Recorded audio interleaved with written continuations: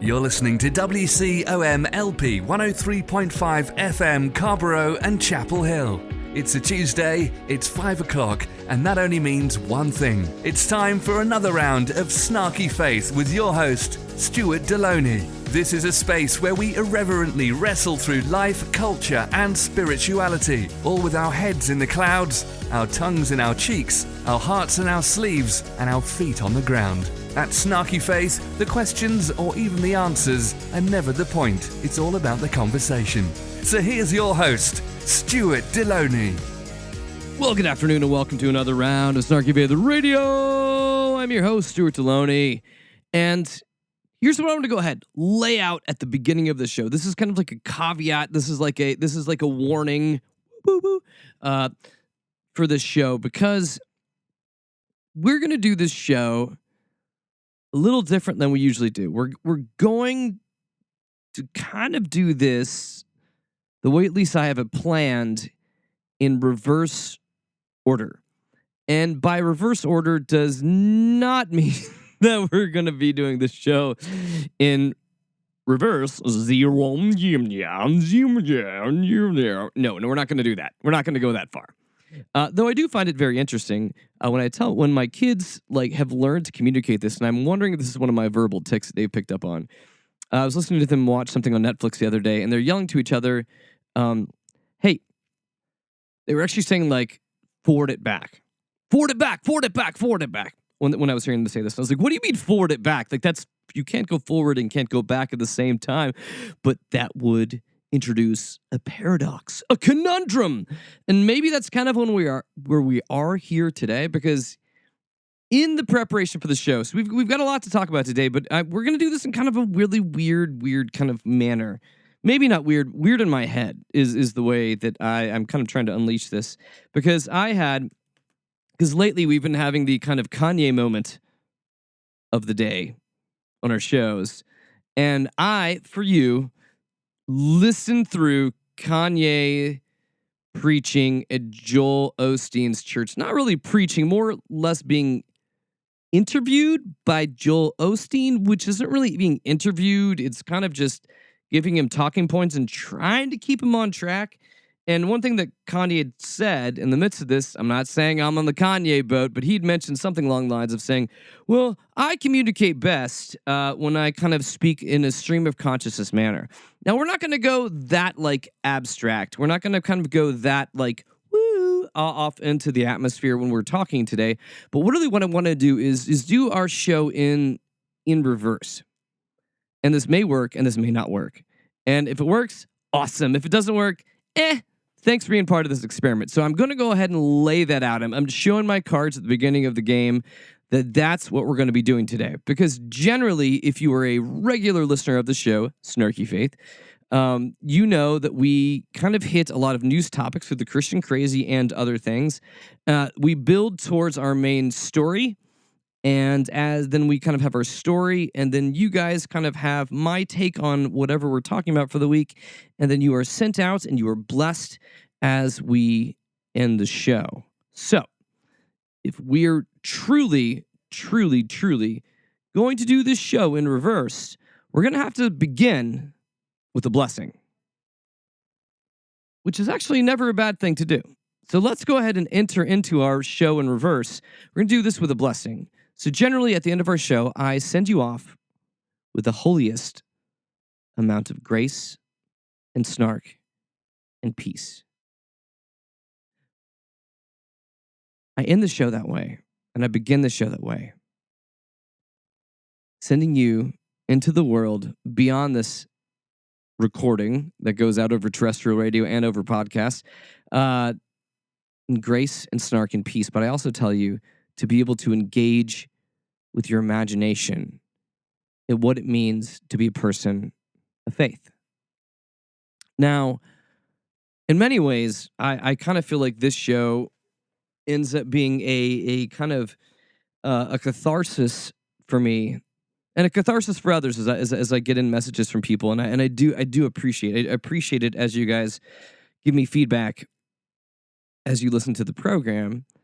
And when I mentioned that it being a catharsis, this is kind of a way to be able to process, like for me and you collectively to be able to process out the messed upness about faith and religion and spirituality and Christianity in America today. So I see this today kind of beginning under a posture of really being under your psychiatrist's couch. Not under it, but on it.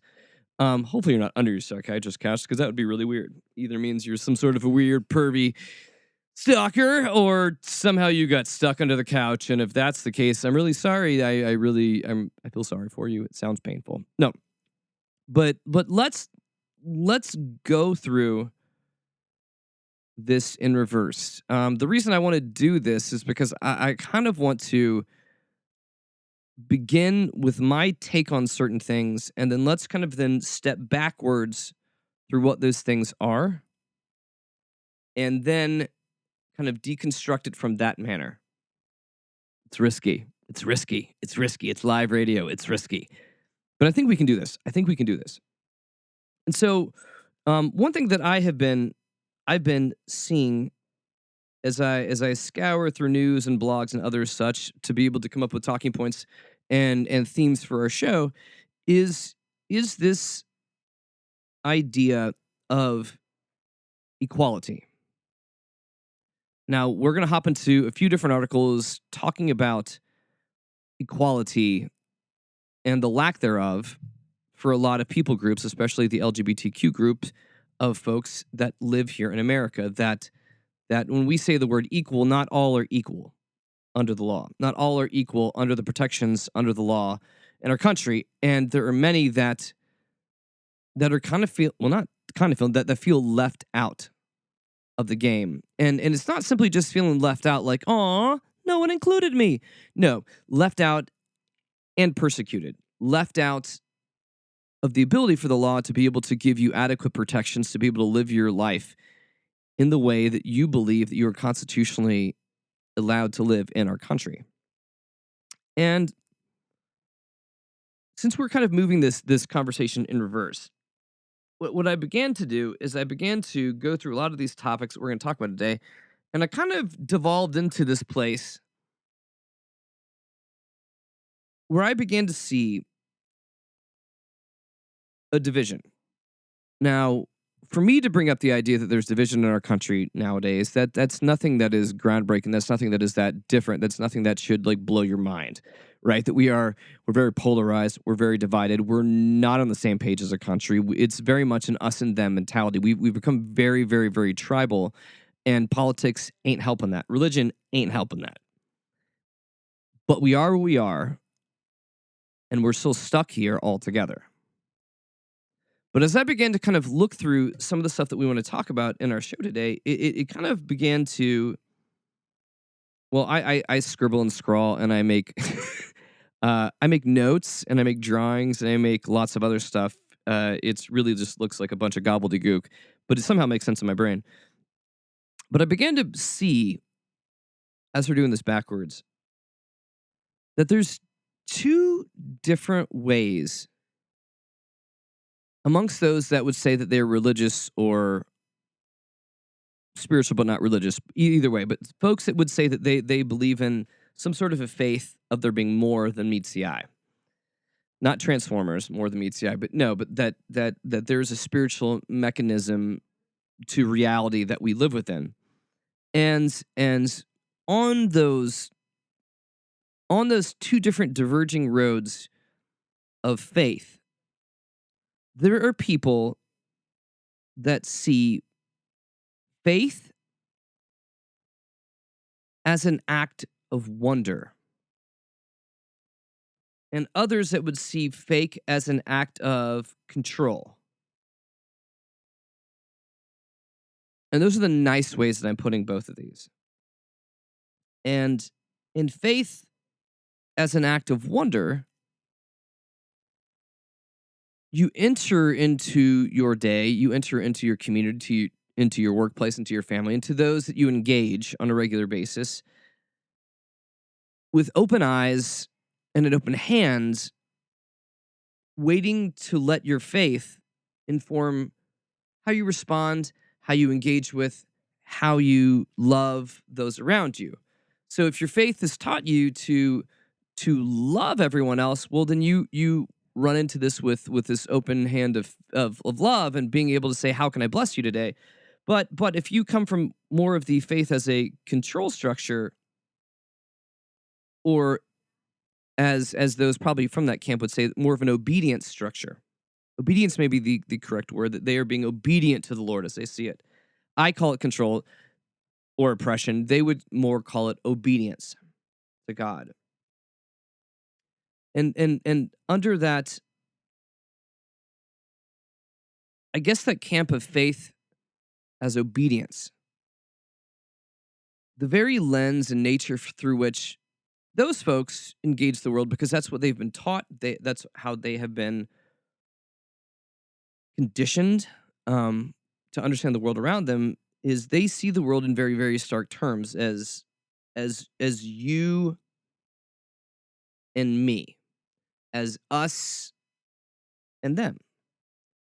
And in those spheres and realms, your faith becomes very much driven by you, who you are, what you're doing, what you're not doing, who you are accepting of, who you're condemning. But if we flip back to the other faith model, which is one that I would say that I tend to land more in, the one that I mentioned, that faith is an act kind of wonder, you begin to see that your faith is something that is meant to inform how you bless and help others. And when you hold that me and them tension, it comes from a place of saying, how can I help or bless you? And it's not from a place of being able to say, how are you different from me? It's from a place of saying that who I am and my faith informs me to move into a posture of being able to say, how can I make you, the others, existence better? How do I draw you into this path of wonder?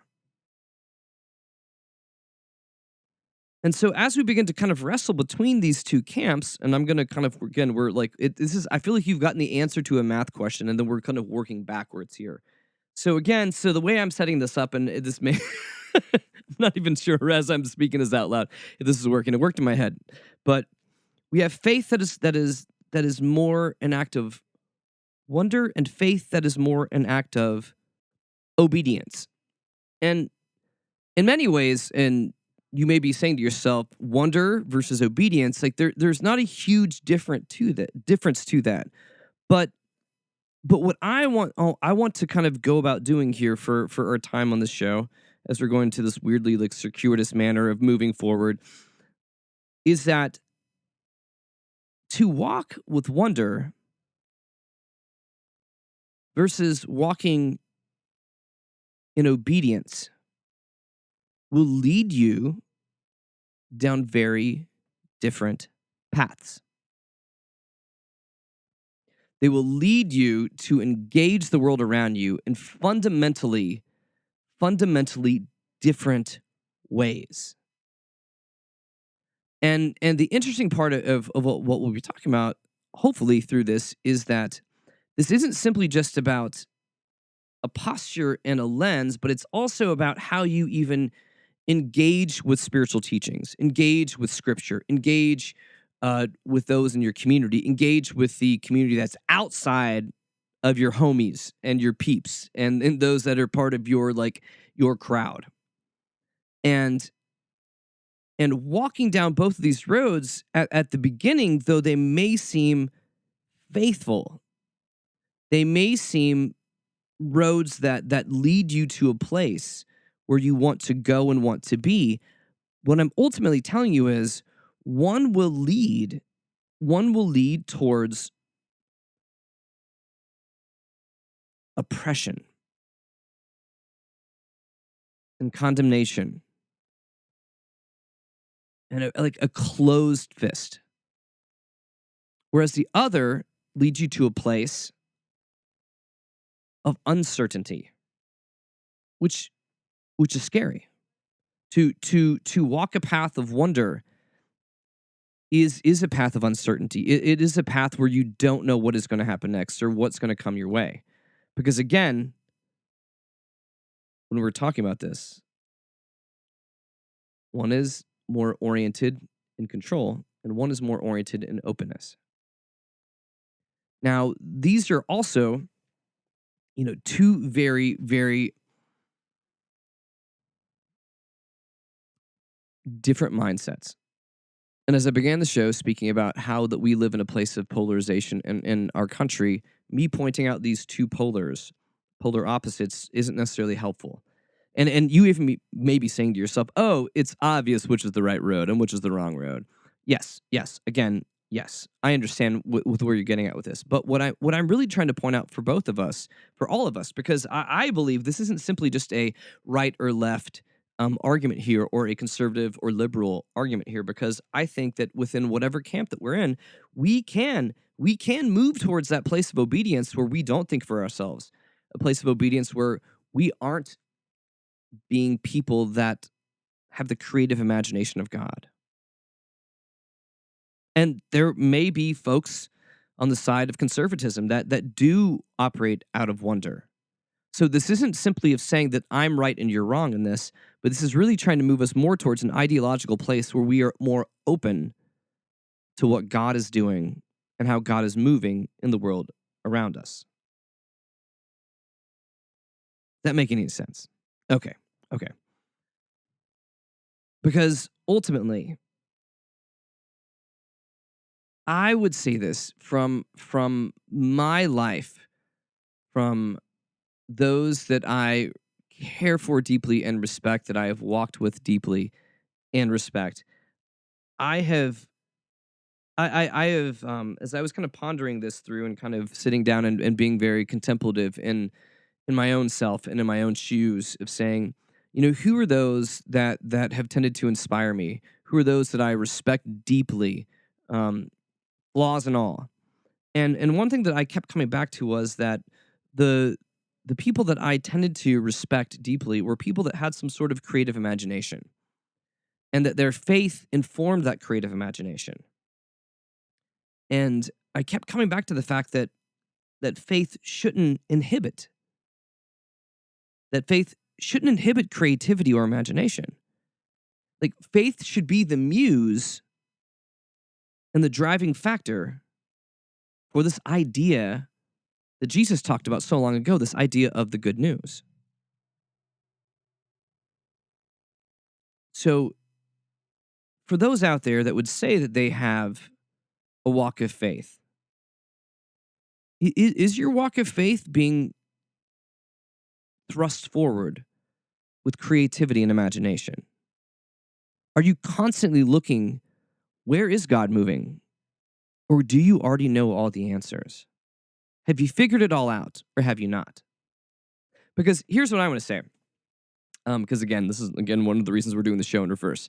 Usually towards the beginning of our show, for those of you that don't know it, we do a segment called The Christian Crazy, which hopefully you will get to in the end if I don't babble too much here. But part of that, and as we've been having here on the show over the past couple weeks, we've been kind of going through Kanye West's mental state as he's become a full-on Christian artist. Most of it mockery, for good reasons. And I'd kind of come front-loaded because this last weekend, Kanye West hung out with Joel Osteen, Joel's church, down in Houston, Texas, Lakewood Church. And for some reason, also, I have no idea why, Lakewood Church did not have the part of the sermon where Kanye is on stage, because he's a little crazy, but he's not too bad. Like, Joel does a good job of kind of asking Kanye questions that fit in Kanye's wheelhouse. But I actually found some cell phone footage of people that were filming this and was prepared to be able to make fun of Kanye in the Kanye way that Kanye does Kanye things. But as I was watching through this and listening to Kanye just ramble and babble and going like, oh gosh, this is like, And here's how I'm trying to work this. I'm trying to start off being more sincere and then move towards being more snarky, whereas our typical shows, it's the reverse. I start out pretty hard and snarky, and then we get to something that is more thoughtful and deep and meaningful and contemplative. That's at least the goal. Not saying we ever achieve that, but that's at least the goal. And as I was sitting down there really trying to listen to like Joel be Joel and Kanye be Kanye, I was just going like, I'm sad how predictable this whole thing has become. And there's times where folks that enjoy the Christian crazy, where I highlight the insanity of Christianity, there's people that don't make it on the show every week that are even crazier than some of the stuff you listen to. And sometimes I'm just like, that just makes me sad. Like, it's even hard to be snarky sometimes when you're just like, that just makes me sad. Like, yeah, like I'm just being a jerk, poking a wounded, confused animal. I don't know really what that is. And as I listened to Kanye, and as I listened to Kanye begin to regurgitate a bunch of like weird Christian talking points that I've heard forever, I'm going like, oh my gosh. So somehow Kanye feels like he's found Jesus, but now he's back to being everything else that is wrong with Christianity, which really is all that I've been saying, I think, when I poked fun at Kanye. And this is, I feel like we've hit the apex of this. We've hit the apex of just nothingness and uselessness. Because as much as it's fun to poke fun at people like Joel Osteen, the biggest problem with Joel is he is so unchallenging. Like, Joel is so like white bread in the realm of religious fiber. Like, Joel is like a fortune cookie of spirituality. Like, he throws out his little easy phrases, and it's hard to hate him because he's just such like a swell, smiley, curly-haired guy that gets up there and says chicken soup for the soul or says nothingness that makes people feel good. And I can understand why that's attractive. We live in a world that's harsh and it's crazy and it wears on all of us, faithful or non-faithful. It's a difficult existence is hard. Humanity and life is hard. Joel Osteen is easy. The faith that he talks about is easy. And then Kanye came up and just vomited out a bunch of Christian bumper stickers and a bunch of weird Christian talking points that I've heard at least for like the last 40 years. And I'm glad Kanye feels accepted. He feels like his faith has found him a place where he can go on a Sunday morning and have an audience full of people that praise everything he says, whether or not he makes sense or not. But the Joel Osteens and the Kanyes, the reason that I typically get really snarky on the show about that is because they're like the epitome of a faith that has become stupid, a faith that has become dumb, a faith that isn't really faith anymore, but it kind of just makes you feel good. It's like when people kind of wear like catchy phrases on t-shirts, you're kind of like, oh, why? Or it's just like those little books of quotes that people will put in their bathrooms. Like that that's heartwarming. I'm never going to think about this quote again, but it made me smile for a second. Yeah, it's that kind of thing. And the one thing that typically gets me and gets the snark out of me in this is that I first and foremost see in the Kanyes and the Osteens what is driving them. And most of it, I think they understand a lot of this, is it's economics. But at the same time, honestly, I feel like that they are that much of a simpleton, that their faith is that simple and stupid and inert, like, meaning that they were taught to not think as a faith. And now they're just walking it out. Because again, a faith that doesn't think is a faith that is based on obedience and control. That's a faith that doesn't think. A difficult faith is a faith that says God made you who you were supposed to be and fills you with a sense of wonder and says, go out and dream.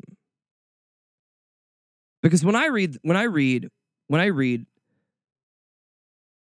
the narrative, the creation narrative in Genesis, and this is where again these two kind of mindsets tend to like bash heads about.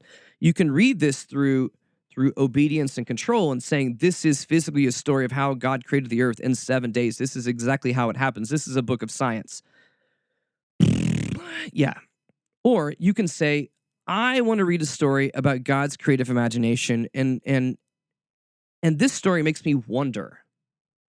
This story makes me dream. This story makes me think about the colors of the universe, about the way things work and fit together. That they see that this is actually like beautiful and wild and something that is not really tameable. Wonder works that way. Wonder doesn't ask you to be tame. Wonder asks you to continue to dream. And as I hear Kanye, who used to be an artist that, for better or worse, tried to go into different arenas of creativity, now I see him as he's now a CMA artist. He's now a Christian musician. So now every song has to be about Jesus is my boyfriend.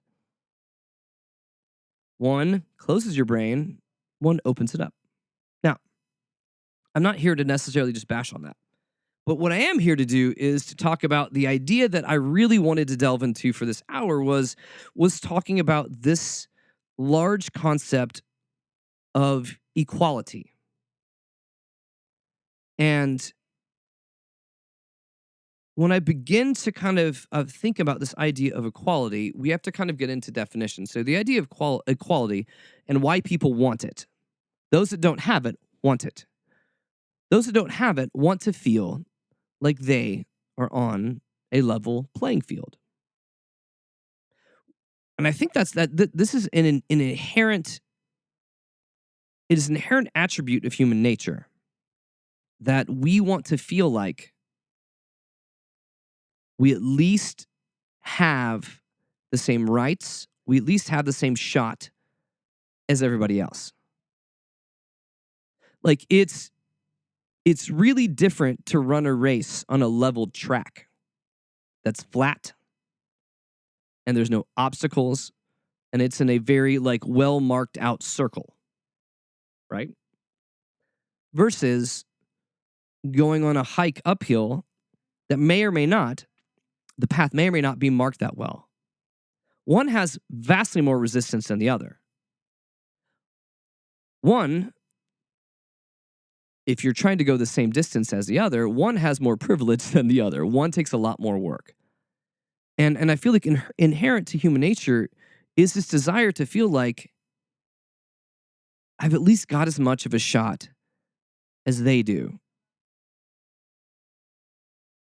to move forward and to get what I want out of the world today. And we begin to talk about these words, especially where in those spaces where religion and politics intersect, which is what we do oftentimes on this show.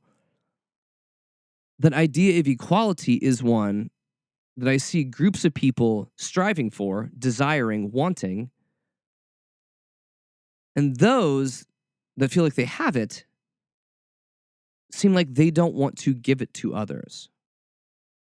Or, in order to achieve equality, you have to be something or become something, or you have to have jumped through the hoops to make us happy, or you have to look like us.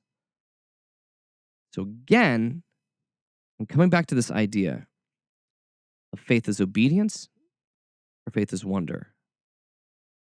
And if your faith looks like something that is driven by wonder, you want others. You want others to have equality. Because you know how hard it's been to just get up in the morning and go about your daily week. And you can't imagine situations that would make it more difficult for you just to do life. Right? We want to be in a place in life where we are where things get easier, where we have little amounts of comfort. We have a little amount of time to be able to say, we want that. But when you come to faith and a worldview that comes from a place of obedience or control. You know how much you've been beaten by your systems to get where you're at. Meaning, you've had to work very hard in the eyes of judgmental people to become the person who you are today. And everyone else needs to go through that same amount of judgment because otherwise, it's not fair. And I know in that camp, you don't see it, but you were definitely in a place of privilege. And you were definitely not using something that is an essential ingredient to faith. And one of the essential ingredients to faith is grace. Is grace. So again, I continue to mention these. Faith as an act of wonder leads us to see the goodness in others, leads us to want to help others to be their best. But places of obedience seek to see people that look like us, that act like us, that speak like us, that operate like us, because that's how obedience and control works. Now, what does all this have to do with equality that I've been bouncing around? Well. Remember, you're listening to a show in reverse. So we're going to hop in. See, you got the commentary first. Now we're hopping into the news articles. See how it's going? Kind of in reverse, kind of working. Yeah, I don't know. Tell me later, questions@snarkyv8.com if this is even working at all. But that's the mood I'm in today, so this is the show you're getting today, so deal with it. Or turn it off. Ooh, you have the power. So to talk about this idea of equality, we're going to sit here and contrast two different prominent gay politicians, gay male politicians in America. We're going to be talking through Mike Pence and Pete Buttigieg. And see what I did there. So I want to kind of compare and contrast how we're looking at issues of equality based upon a few different things.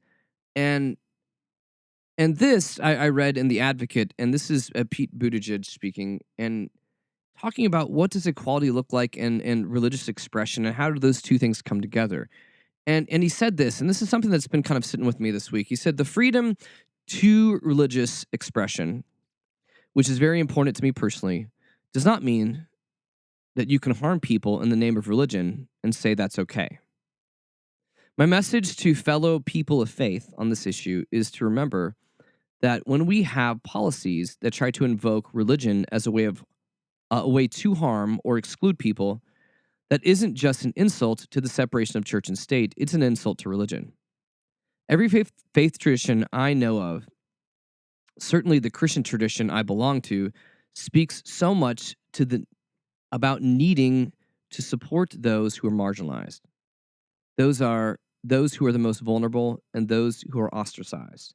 The entire New Testament is full of stories that teach us about the importance of lifting one another up. And what you see is, in my view, a very narrow, dim, and even backwards idea of what religion is about when people use it as a pretext to exclude trans Americans or any Americans.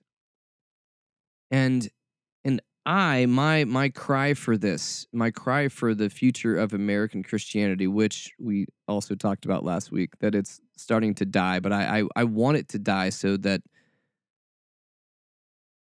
well, that one thing that we know a core tenet of Christianity is resurrection. That things die and they are resurrected. But they are resurrected and become better in the midst of this. They're resurrected and become more powerful.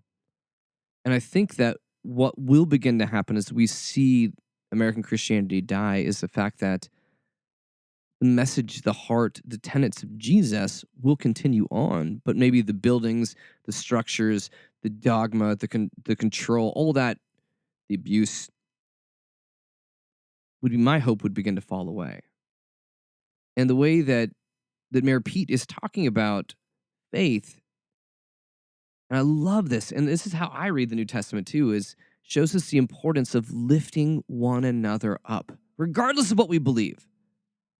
regardless of what we believe. When Jesus heals people, he doesn't ask people, wait, what church do you go to? What do you believe? What happens when we die? I need to know this before I go boop and heal you. That's not how Jesus operated. That's not how Jesus operated. And one story that began to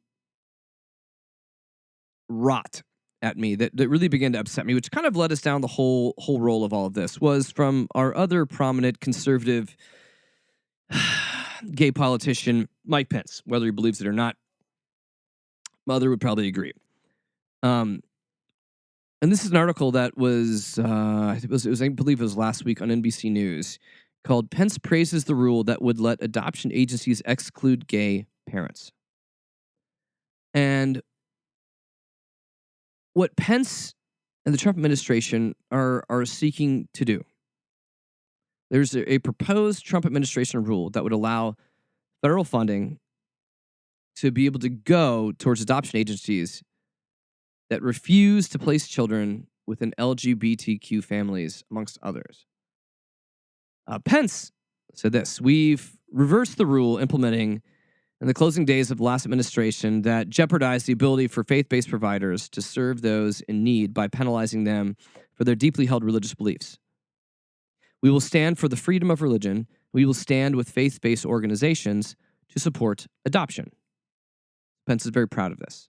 But what he's not going to stand for in any of this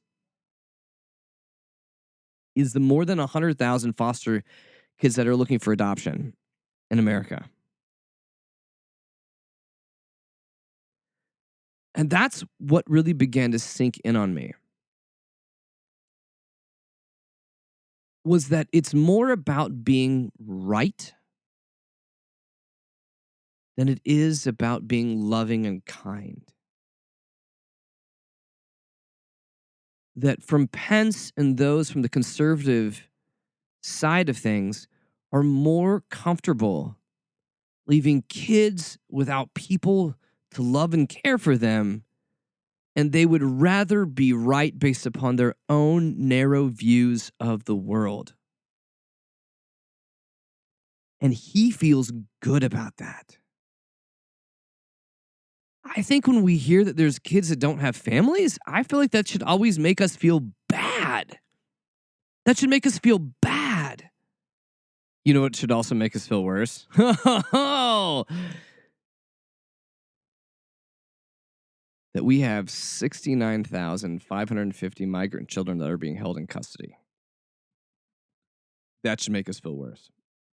So from an administration that apparently doesn't give a crap about kids, but really, really, really gives a crap about wanting to feel religiously or morally superior right based upon their own really weird, narrow versions of what right is. See, I go back to this again. Is Pence's faith a faith that instills wonder? Or is it a faith that is just about control and obedience? The Pence is so excited that they're going to make sure that kids that need loving homes aren't going to go to LGBTQ homes, and that the government will help organizations that won't give kids to LGBTQ homes. Kids who are made in God's image that just need loving families. But it doesn't matter. Being right matters more in their minds. I'm not even saying they're right, but in their minds, they're right. In their minds, being right matters more than being loving. And again, I'm not saying they're right. I think Jesus would have some severe issues with that. Because Jesus also said that the law, scriptures, were made for man, not man for scriptures. So meaning that to walk in the way of true obedience to God frees us from all of this. Frees us from these laws that oppress us, that restrict us, that that make us be a people that are full of fear and not one of love. Because if we're honestly called to be people that are called to love, that love should be bigger than the fear that makes us distrust people.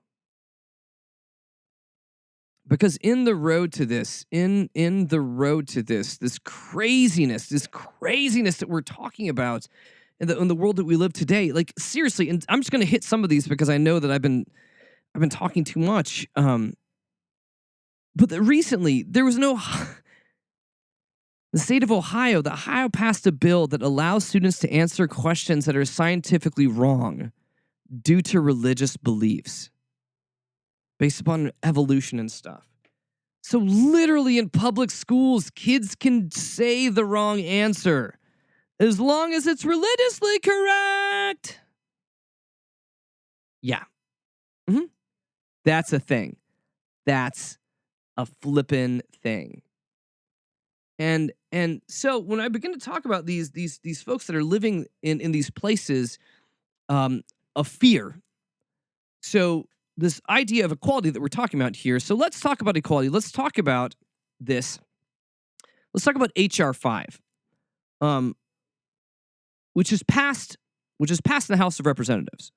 It's the Equality Act, and I'm going to just read the summary of it based on its own. Like I'm reading its summary.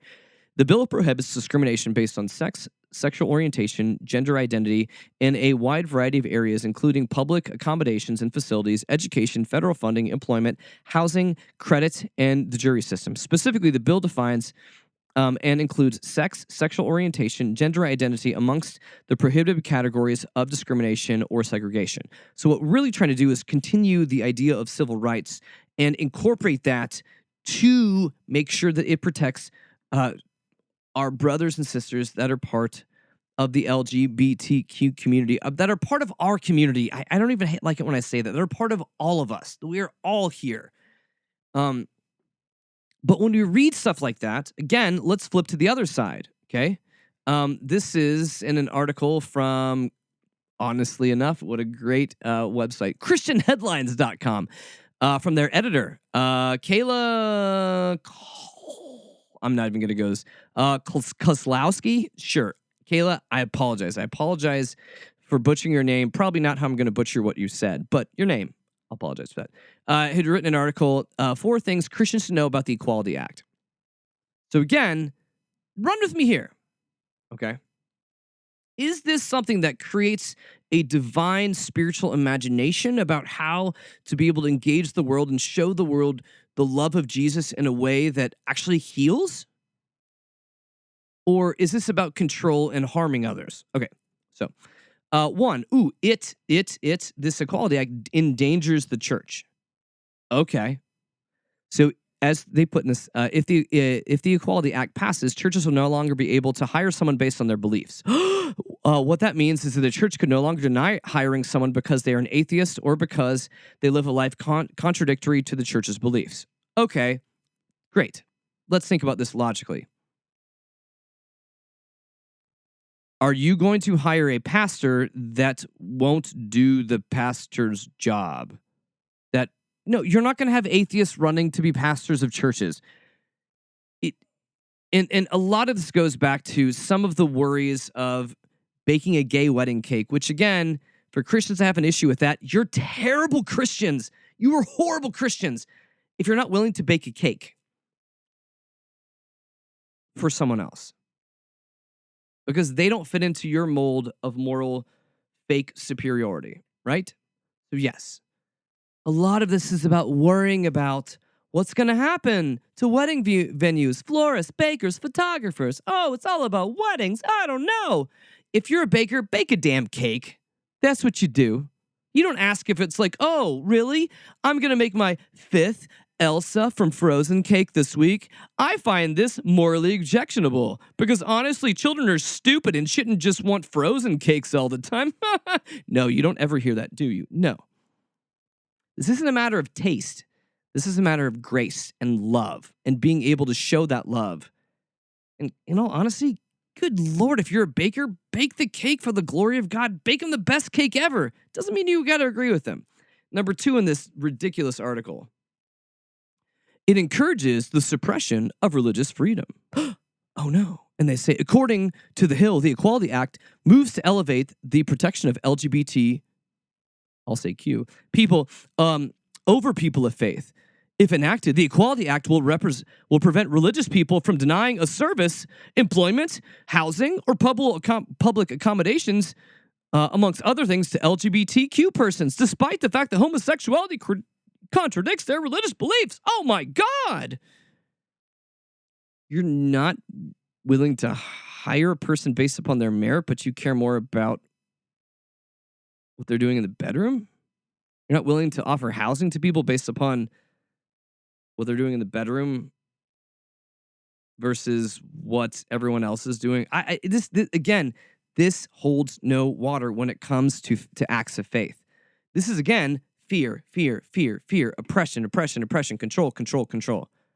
Good Lord, if you're a business person and you're worried about your religious stuff happening or your religious rights being compromised, you might as well be a part of the Christian crazy because you're going to sound insane. Number 3 on their list here, they're really worried it's going to obliterate women's rights. Really, because from the other side that doesn't really care about a woman's right to choose, they're worried about women's rights. So they're worried about women's restrooms. They're worried about grants for women. They're worried about that within transgender people. So really, all of a sudden, the conservative crowd is really worried about women not having a leg up in the world. They're not worried about women not being able to have jobs. They're really worried here. Oh, women can't have jobs? Maybe someone will take a job from a woman? What about being a pastor in conservative churches? Yeah, shut the hell up. All of this is just complete BS. And the idea of equality is equality for all people. Equality for women. Yes, we want equality for men, for transgender folks. Yes, we want. Let's just let the playing field be level. And then number 4 in this weird hit piece of fear mongering and bizarreness, they're again worried about how it's going to affect your kids and bathrooms because they're worried that people are going to go into bathrooms and molest your kids. In all honesty, conservatives, I would be more worried about kids getting molested if they're an altar boy or if they're serving in a church.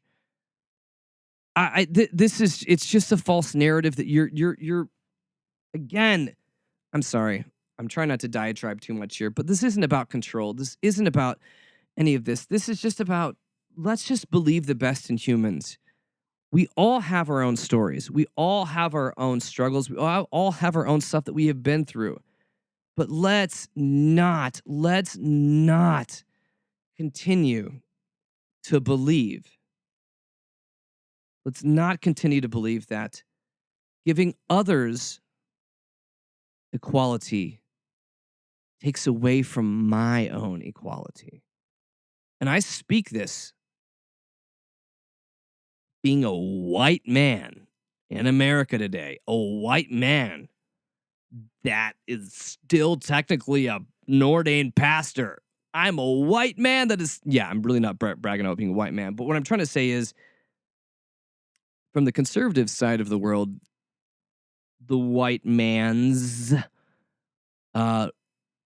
would be upset about, oh, my privilege is going the wayside of the dodo. Oh my goodness, I have no more equality. Wait.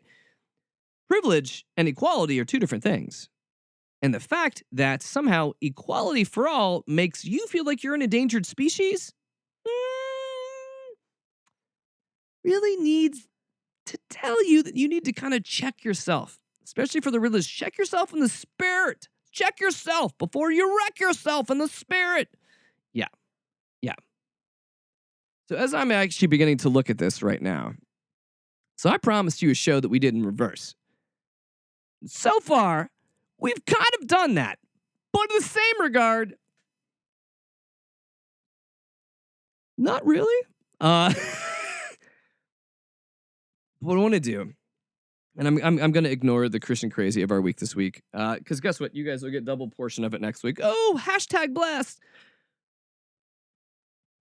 But when we begin to talk about equality,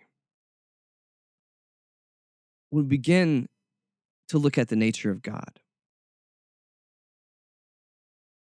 We know that God created humanity in the image of God. That all of us, regardless of gender, ethnicity, sexual orientation, whatever else thing demographic you want to add to that, we are all called to be equal.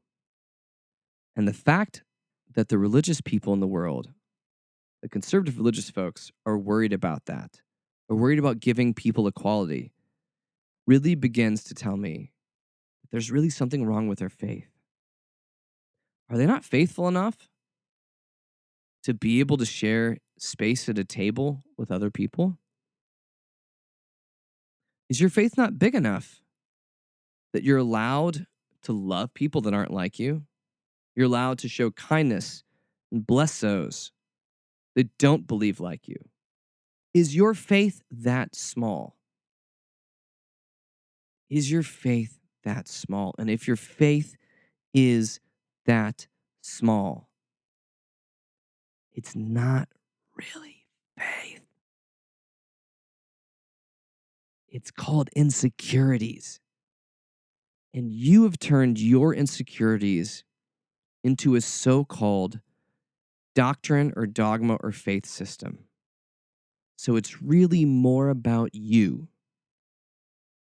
than it is about anyone else. And a faith that is all about you and yours and those that look and think like you and vote like you, if your faith is only about protecting those people, that's not faith. That's not faith. That's just your preference. That's just your preference to have certain homies that you hang out with. That's your preference to be able to say, screw you to other people. So wait, that's not a faith. So then what is that? Oh, it's tribalism. And none of that has to do with Jesus. None of that has to do with Jesus. So I'm going to give you some words from someone that's not a politician, someone that comes from the faith. Let's talk about Paul. Let's talk about good old Paul from Galatians 3, where Paul said this. So in Jesus Christ, you are all children of God through faith. For all of you who are baptized into Christ have clothed yourselves in Christ. And there's neither Jew nor Gentile, neither slave nor free, nor is there male or female. For all of you are one in Jesus Christ. If you belong to Jesus Christ, then you are Abraham's seed and heirs according to the promise. Jesus died for everyone. And to put Paul's words into more of a common vernacular, that you are all children of God. There is neither conservative nor liberal, nor straight nor LGBTQ, no male, female, or transgender. We are all the same.